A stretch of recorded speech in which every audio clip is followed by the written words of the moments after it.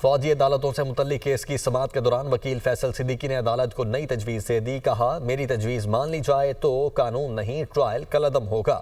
Military court سے جن سزاؤں میں عمل ہو چکا وہ پاسٹ اینڈ کلوز ٹرانزیکشن کہلائے گی، جبکہ جن ملزمان کی سزا باقی ہے وہ انسداد دہشت گردی عدالت ٹرانسفر ہو جائیں گے۔ جسٹس امین الدین خان نے ریمارکس دیے، پاسٹ اینڈ کلوز ٹرانزیکشن سے ملٹری ٹرائل کی توثیق نہیں ہو جائے گی، جبکہ 9 مئی کے دن آرٹیکل 245 نہیں لگا تھا۔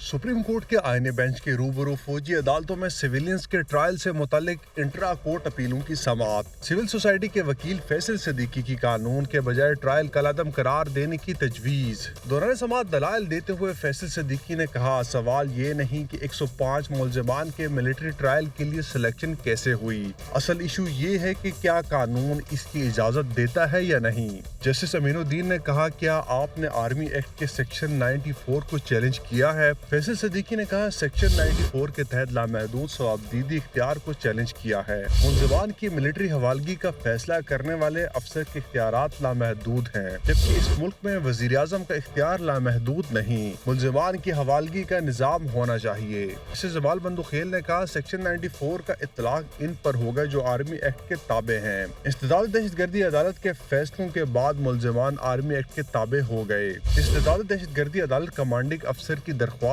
کو مسترد بھی کر سکتی تھی۔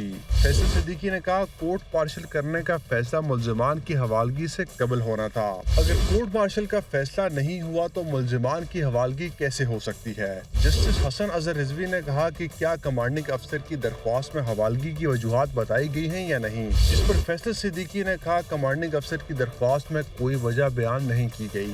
جسٹس نعیم اختر افغان بولے، ملزمان کی حوالگی کی درخواست میں وجوہات بتائی گئی ہیں۔ جسٹس جمال بندوخیل نے کہا، آفیشل سیکرٹ ایکٹ کے تحت شکایت کے اندراج کا طریقہ ضابطۂ فوجداری میں واضح ہے۔ درخواست مجسٹریٹ کو جاتی ہے جو بیان ریکارڈ کر کے فیصلہ کرتا ہے کہ تفتیش ہونی چاہیے یا نہیں۔ وکیل فیصل صدیقی نے کہا، یہ طے شدہ ہے کہ آفیشل سیکرٹ ایکٹ کے تحت درخواست وفاقی حکومت ہی دے سکتی ہے، کوئی پرائیویٹ شخص آفیشل سیکرٹ ایکٹ کے تحت درخواست نہیں دے سکتا۔